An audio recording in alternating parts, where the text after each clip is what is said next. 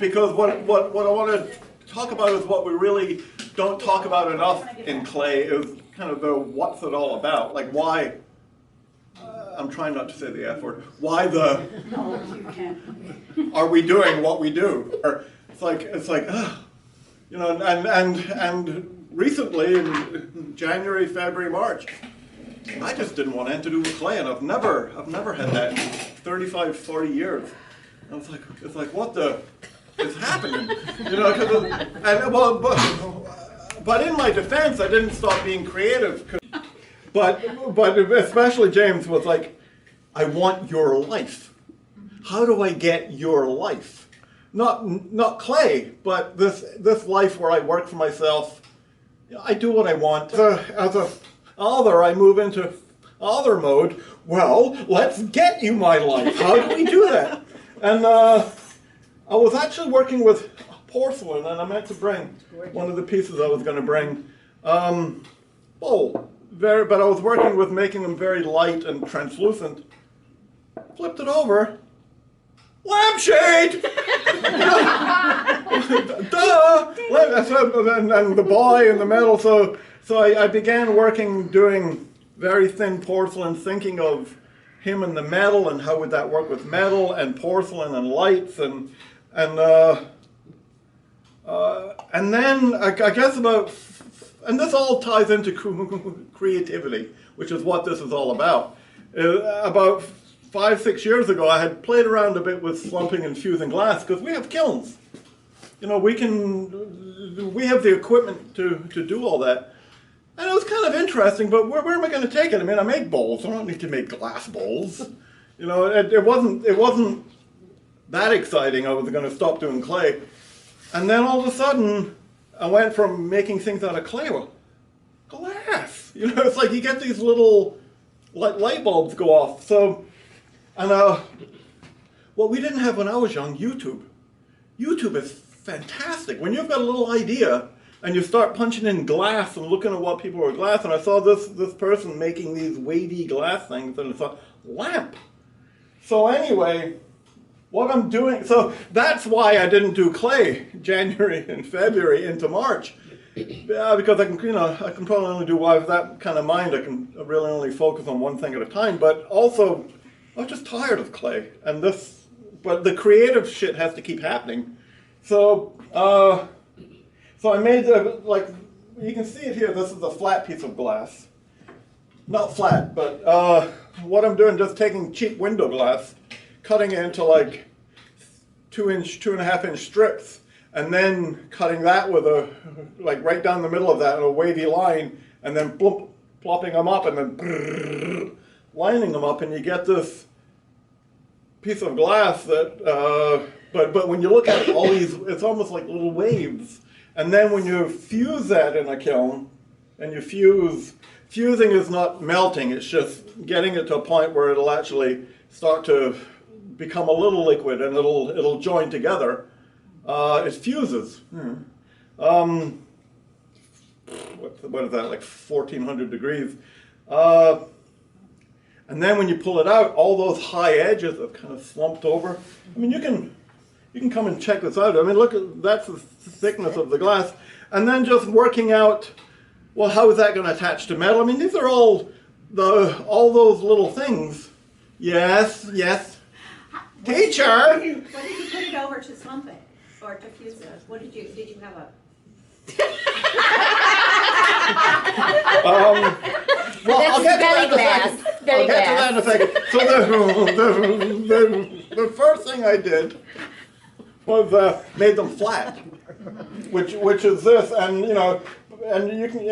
I'll actually plug this in, and you can see it because the light coming through this now becomes very interesting. Different thicknesses, and this window glass actually gets that green because there must be iron in the glass, and but then I wanted like a curved wall sconce. So and I said, oh well, I did out of clay an arch. So I made an arch out of clay, and because we do clay. But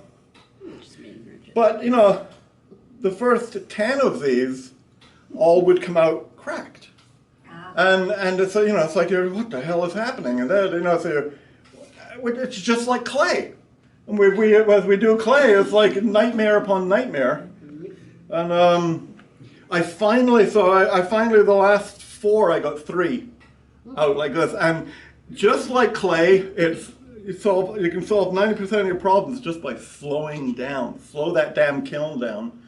And once again on YouTube, people's advice on things, and it turned out I had a book from 4 years ago on ironing schedules for glass.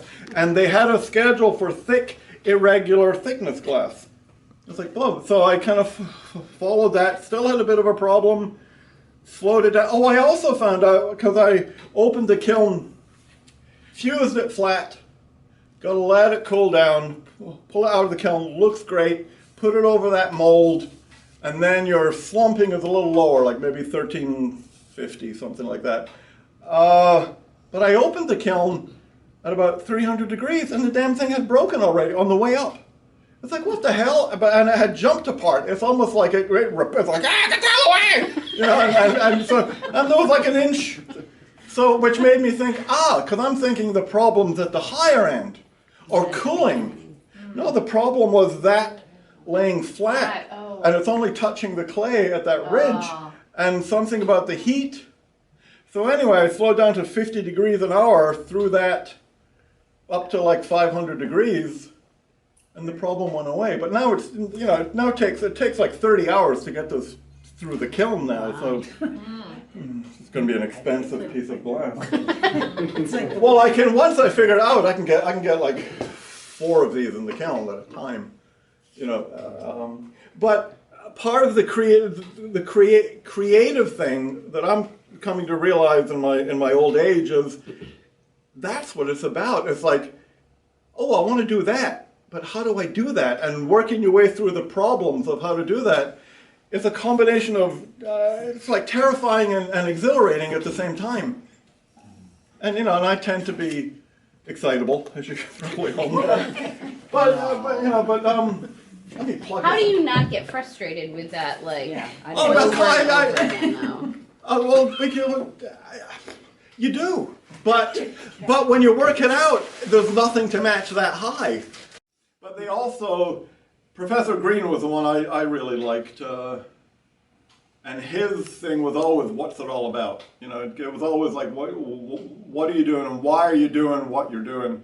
And I think I got the most from that, because when you reach these these blockages of, you know, that I just went through with clay, it's like, well, how do you dig your way out of that? And it's that, going back to what's it all about, and just thinking about the big questions, and what you're doing with clay is trying to somehow deal with those big questions, you know.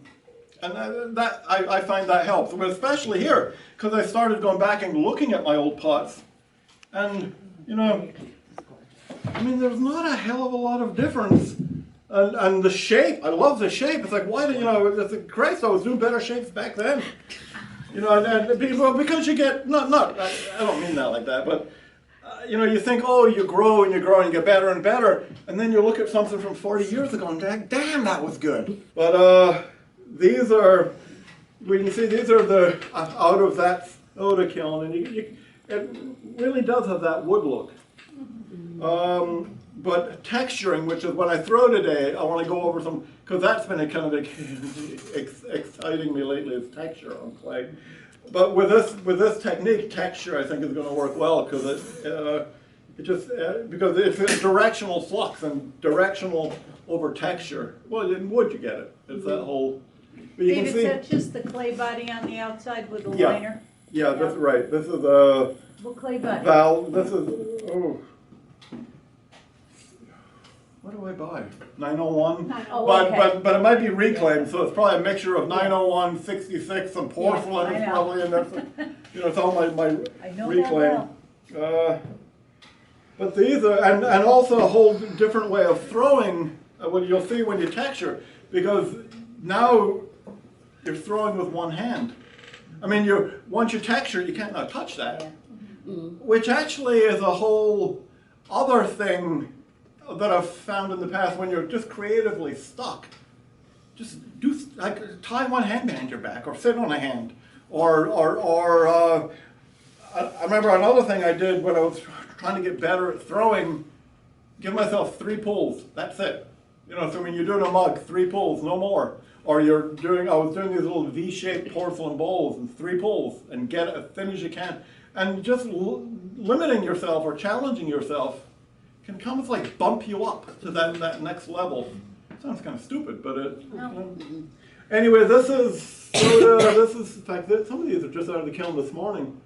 This is a carbon trap Shino glaze in Bella, and again that wood-fired look where I'm sprinkling. When the glaze is wet, I sprinkle wood ash on it. Some I really, in fact, this one I just out of the kiln on Thursday. I just didn't sprinkle it. I dipped it in the wood ash, because then you start to get wood, and this one too. Really, you start to get the wood ash will start to drip. This one, I think I put the wood ash in one of those sifters, and it, you know, when it was wet, and it got a lot of wood ash, because when you look, you can see drips and it. You do that when the glaze is wet, or the Yes, or if when the glaze is dry, if you spritz it with a spritzer, and then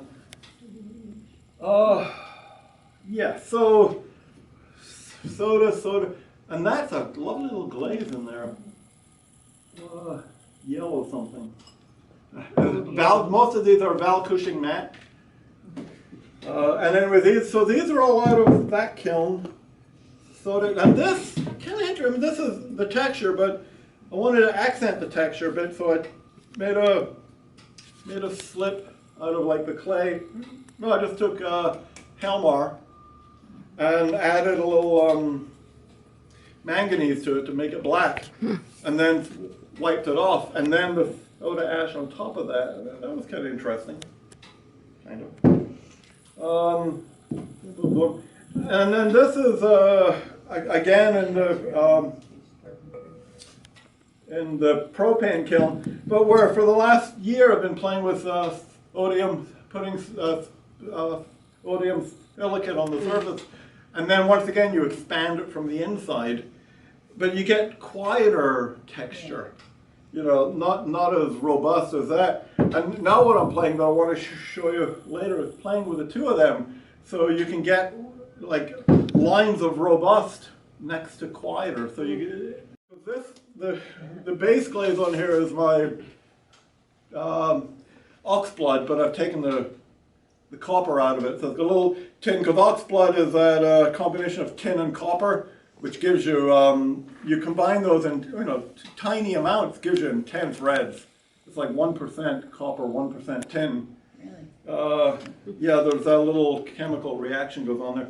But you also get a little black. So what I'm taking is I'm dunking a thread or a piece of more twiny, but not thick, dunking it in that and then just pulling it over the surface. So you get a line, and then it kind of drips down. And these are, you're firing to what? 10. 10. Oh, they're all 10. 10, 11. 10. Yeah. And then this, okay, and then watching, because I find also when you're stuck, I mean, watching YouTube videos is just fantastic. And these videos of Chinese pottery, you know, the classic, what's the place? Jingdezhen, I can't, but it was the porcelain capital of China. It's where, back in the 1600s, 1700s, 1800s, when Europe, they wanted porcelain, and the only place that made it, because it was a local clay and feldspar, made this beautiful porcelain, was this way inland. So the Chinese were brilliant, that all the Europeans all wanted this so bad, but the Chinese only let them in the port city of Canton. They made them stay in like a 1-block area. They couldn't leave.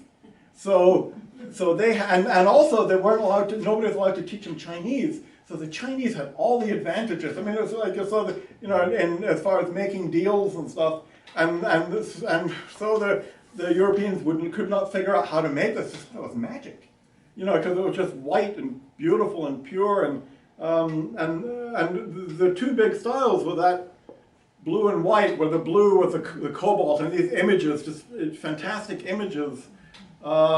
But then there was another style which they would, with those little sprayers, they'd blow, they'd blow through, and they'd get these landscapey things happening, which they didn't export much, but I just thought they were phenomenally beautiful. So this is me playing around with things that were kind of exciting me on YouTube. I mean, it's a whole different world, but then, what the hell?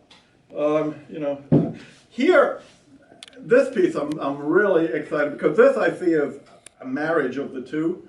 So this is the soda ash. What I've done is it's got, what's that flashing slip? Bauer slip, Yeah. bisqued. Then I've wax resisted that area, like poured some wax over. Then I put the glaze, which has it's my oxblood glaze with no copper, and it gets a lovely bluish white because it's got the tin in it. That gives you that. So and then I've done that stringy thing. So almost everything on there, but it's like, ooh, that's another thing when you get that, and it's like it just, and if you can't plan it, but when you get that ooh feeling, go with that, because that's just, that's like bubbling up. But yeah, it's kind of like, you also have to trust your instincts, that you're actually know more than you think you know. And it's almost like that little thing comes up from your subconscious. And yeah, when that piece came out of the kiln, I was doing that all day. I wouldn't stop. I was like, oh, whoa, whoa. Yeah. So that's porcelain pieces you're putting in the soda? Yeah. Is that just soda or you did Right, but actually the kiln I unloaded yesterday in the propane kiln, because this is so unpredictable. I've done like 4 of these since then, and they come out kind of peachy or kind of bland, and then all kind of bland. So you want contrast. Yeah. And when it loses that contrast, it's like boring. Yeah. So it's not something, because as a potter now, if I want to do this, I have to be able to reproduce it. So because that's the nature of the beast right there. So what I'm playing with in the propane kiln, rather than the soda ash, using Shino and trying to get that in the Shino glaze. But what I did is put Shino over the whole thing, poured the wax. Then when the wax dried, I wiped off the whole pot, which would leave, so under the wax would be Shino. Then I dipped it in this. Okay. But it came out boring as all hell, because when you put wax over Shino, you get boring. Because the wax doesn't allow the soda ash to migrate to the surface, which is giving you the, so now, and this is another part of the creative thing, is that sparks another idea, is not wax resist, but use latex. Pour the latex on, do everything, then peel off the latex. Now, so the next kiln is going to be that test. So now I have to make enough work to fill the kiln to get that test. So, but that's what's going to drive me to get the next kiln done, and I'd like to do that like next week. So, anyway, Another important thing with doing anything creative is having a vision. And once you have a vision in your head of what you're going for, it just makes it much easier, because you eliminate, because there's 1,000 decisions, which is what's so wonderful about clay, is everybody, you can't stop yourself coming out in it. It really is a wonderful life. Not necessarily much of a living, but it is a wonderful life, and that's why my boys want my life.